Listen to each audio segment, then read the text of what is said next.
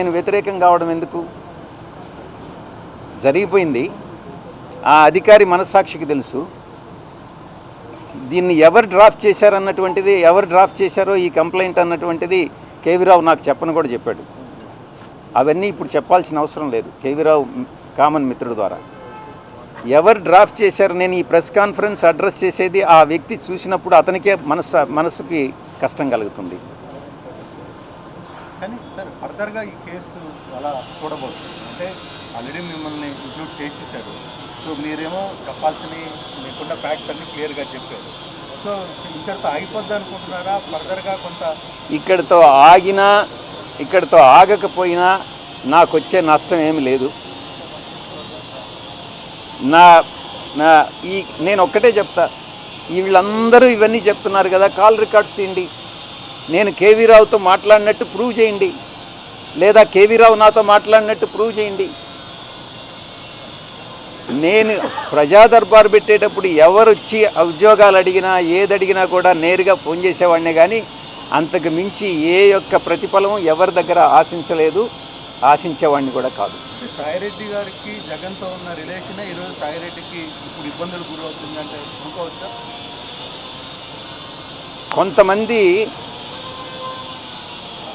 దానికి మా పార్టీలో, అంటే మా గత పార్టీ, నేను ఏ పార్టీలో నుంచి అయితే నేను రిజైన్ చేశానో ఆ పార్టీలో ద్వితీయ శ్రేణి నాయకులు ఎవరైతే ఉన్నారో వాళ్ళు నాకు మా నాయకుడికి మధ్యన అభిప్రాయ భేదాలను సృష్టించి జగన్మోహన్ రెడ్డి గారి మనసుని విరిచేటటువంటి ప్రయత్నం చేసి వాళ్ళు విజయం సాధించారు.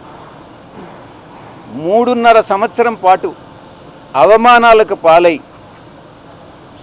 నేను దిగినటువంటి ప్రతి మెట్టు కూడా కొంతమంది పైకెక్కడం జరిగింది, వాళ్ళు పైకెక్కేదానికి ఉపయోగపడడం జరిగింది. దీంట్లో చాలామంది పాత్రదారులు, సూత్రధారులు ఉన్నారు.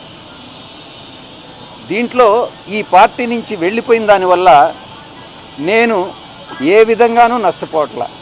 చిత్తశుద్ధితో ఈ పార్టీలో నేను ఉన్నంతకాలం నేను పనిచేశాను, మనస్ఫూర్తిగా పనిచేశాను. ఇప్పుడు కూడా పార్టీ నుంచి వచ్చిన తర్వాత జగన్మోహన్ రెడ్డి బాగుండాలనే కోరుకుంటున్నాను. కానీ ఈ యొక్క ద్వితీయ శ్రేణి నాయకత్వం, వాటిని ఏమంటారు, వీళ్ళు చుట్టూ ఉండేటటువంటి వాళ్ళని కోటరీ, ఈ కోటరీ నుంచి ఏ రోజైతే ఆయన బయటపడతాడో ఆ రోజు ఆయనకు భవిష్యత్తు ఉంటుంది. లేకుండా ఉంటే భవిష్యత్ అనేటటువంటిది చాలా కష్టంగా ఉంటుంది. ఇంతకన్నా మించి చెప్పగలిగింది ఏం లేదు.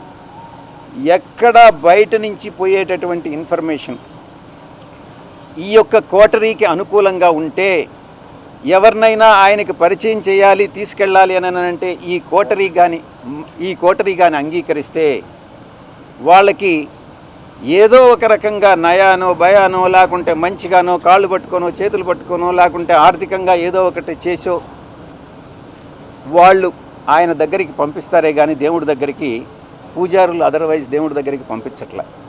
ఇది జరిగేటటువంటిది. ఈ చెప్పేటటువంటి ఒక నాయకుడు అన్నటువంటి వాడు ఈ చెప్పుడు మాటలను నమ్మకూడదు. చెప్పుడు మాటలను నమ్మితే నాయకుడు నష్టపోతాడు, ప్రజలు నష్టపోతారు, పార్టీ నష్టపోతుంది. ఇక్కడ జరిగేటటువంటిది అదే. వైసీపీ పార్టీలో పూజారుల హవా నడుస్తుంది, తప్పకుండా ఏకీభవించకుండా ఉండేదానికి ఏముంది దాంట్లో? ఈ కోటరీ వల్లనే నేను ఆయనకు దూరం అయ్యా. నేను ఇంకోటి, ఆయన జగన్మోహన్ రెడ్డి గారితో నేను మాట్లాడినప్పుడు నేను చాలా స్పష్టంగా చెప్పా, సార్ మీ మనసులో నాకు స్థానం లేదు, నా మనసు విరిగిపోయింది, మీ మనసులో స్థానం లేనప్పుడు ఈ పార్టీలో కొనసాగాల్సినటువంటి అవసరం నాకు లేదు, కాబట్టే నేను ఈ పార్టీ వదిలి వెళ్ళిపోతున్నాను.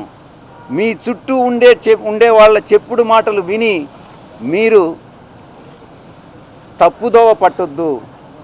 మీకు ఎవరు నిజాలు చెప్తున్నారు, ఎవరు అబద్ధాలు చెప్తున్నారు అన్నటువంటిది మీరు పూర్తిగా అర్థం చేసుకోండి. అర్థం చేసుకొని మీరు నిర్ణయాలు తీసుకోండి. అప్పుడు మీరు ప్రజలకు ఉపయోగపడతారు. మీరు నాయకులు, అధినాయకులు, ముఖ్యమంత్రిగా 5 సంవత్సరాలు పనిచేసినటువంటి అనుభవం ఉంది. భవిష్యత్తులో కూడా మీరు ఇంకా ప్రజలకు సేవ చేయాలి. కాబట్టి ఈ చుట్టూ ఉండేటటువంటి వాళ్ళ మాటలు వినవద్దు అని నేను ఫోన్లో మాట్లాడినప్పుడు లండన్కి నేను చాలా స్పష్టంగా చెప్పాను. నా మనసు విరిగిపోయింది కాబట్టే నేను పార్టీ నుంచి బయట వచ్చాను. రాజకీయాలను చేశారు. జగన్ గారే ఉండమని చెప్పారు. కానీ విరిగిన మనసు అతకదు కాబట్టి నేను పార్టీ నుంచి వెళ్ళిపోయాను.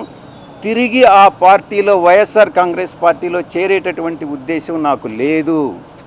గర్వాపసి అన్నటువంటిది అప్లై కాదు, నా మనసులో లేదు. మీరేమన్నా రికమెండ్ చేస్తున్నారా? మీరు బీజేపీలో చేరుతున్న ప్రచారం ఉంది సార్, మీకు గవర్నర్ ఇస్తున్న బ్రాక్ అండ్ కూడా మీకు బీజేపీ ఉంది అనే ప్రచారం నడుస్తున్నారు. మీరు భవిష్యత్తులో రాజకీయాల్లోకి వస్తారా? నేనేం చెప్పాను? నేను వ్యవసాయం చేసుకుంటానని చెప్పాను. వ్యవసాయం చేసుకుంటున్నాను. దాని మీద కూడా మీరు పత్రికల వాళ్ళు చాలా కామెంట్స్ చేసినారు. ఈ వ్యవసాయదారుడు ఏందయ్యా ప్యాంట్ వేసుకొని ఇన్షర్ట్ చేసుకొని ఏం వ్యవసాయం చేస్తాడని అని అన్నారు. అంటే వ్యవసాయదారులు మంచి చొక్కా మంచి ప్యాంట్ వేసుకోకూడదా మీ దృష్టిలో? అలాంటప్పుడు వ్యవసాయదారుని మీరు కించపరిచినట్టు కాదా? గోచిపెట్టుకొని చేస్తేనే వ్యవసాయమా? అర్థం చేసుకోవాలి. మనోభావాలను దెబ్బతీయకూడదు. వ్యవసాయం అని అంటే వ్యవసాయమే. నేను నిజంగా కూడా అదే చేసుకుంటున్నాను.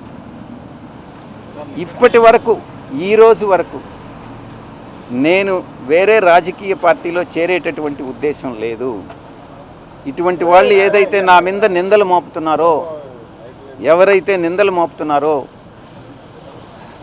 వాళ్ళందరినీ కూడా నేను భవిష్యత్తులో ఇప్పుడు నేను సిఐడికి యథార్థాలు చెప్పాను, వాస్తవాలు చెప్పాను, ఎవరు దీనిలో ఇన్వాల్వ్ అయ్యారన్నటువంటి విషయం చెప్పాను.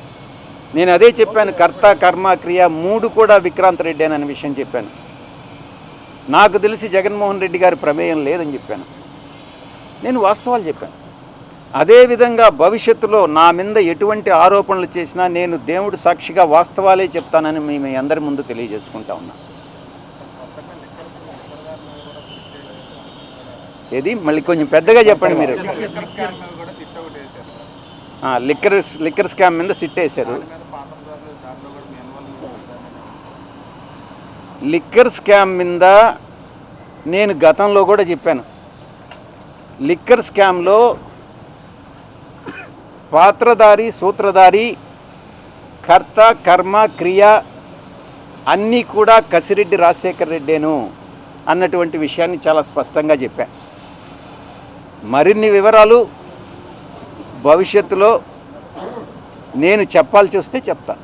కానీ ఇప్పుడు అంటే ఇంతకాలంలో ఎప్పుడు ఈ సబ్జెక్ట్లో మాట్లాడని సాయిరెడ్డి గారు ఇప్పుడు సడన్గా పాత విషయాలు కూడా తెర మీదకి చెప్పే ప్రయత్నం జరుగుతుంది. దానివల్ల మీకు ఏమైనా ఇబ్బంది కలగదా? అంటే ఏ పత్రిక నుంచి? ఆర్టీవీ. మీరేమన్నా నన్ను ఉరేస్తారా? లేదంటే కొడతారా? చంపేస్తారా? చెప్పండి. ఆర్టీవీ రవిప్రకాష్ కదా, రవిప్రకాష్ ఏమన్నా ఉరేసేస్తాడా నన్ను? అయితే భయం ఎందుకు? భయము అనేటటువంటిది ఈ బ్లడ్లోనే లేదు. భక్తి అనేదే ఉండింది, ఇప్పుడు కూడా ఉంది. భక్తి ఇంతకుముందు నాయకుడి మీద ఉండింది, ప్రేమ ఉండింది. కానీ ఇప్పుడు ఓన్లీ దేవుడి మీదనే ఉంది, వెంకటేశ్వర స్వామి మీద. ఎందుకనంటే మనసు విరిగిపోయింది. అన్ని కష్టాలకి ఓర్చుకొని నాకు ఇన్ని పదవులు ఇచ్చాడు, నేను కాదనలా. కానీ అవమానాలు, నేను పడ్డ కష్టాలు అన్నీ కూడా ఒక్కసారి తలుచుకుంటే మనసు విరిగిపోయే బయట వెళ్ళిపోయారు. వ్యవసాయం చాలా కష్టాల్లో ఉన్నప్పుడు మీరు దగ్గరుండి చాలా అన్నీ చూసినారు, అంటే తెలుసు. కానీ ఇప్పుడు ఏదో చిన్న ఇష్యూలతో మనసు విరిగిపోయిందని జీవిత భాగస్వాములే విడాకులు తీసుకొని వెళ్ళిపోతున్నారు. మీ సంగతి ఏదో నాకు తెలీదు. ఇంకా నేను ఇన్ని తరాలుగా ఉండింది, కాస్త 3 తరాలుగా నేను కాదనలా. కానీ ఆత్మ గౌరవం ఆత్మవిశ్వాసం 2 ముఖ్యం. నేను ప్రలోభాలకు లొంగల. మా నాయకుడు నన్ను ప్రలోభాలకు లొంగావన్నాడు. నేను భయపడ్డానన్నాడు, నేను భయపడలా. ఇంకోటేది ప్రలోభం, భయం,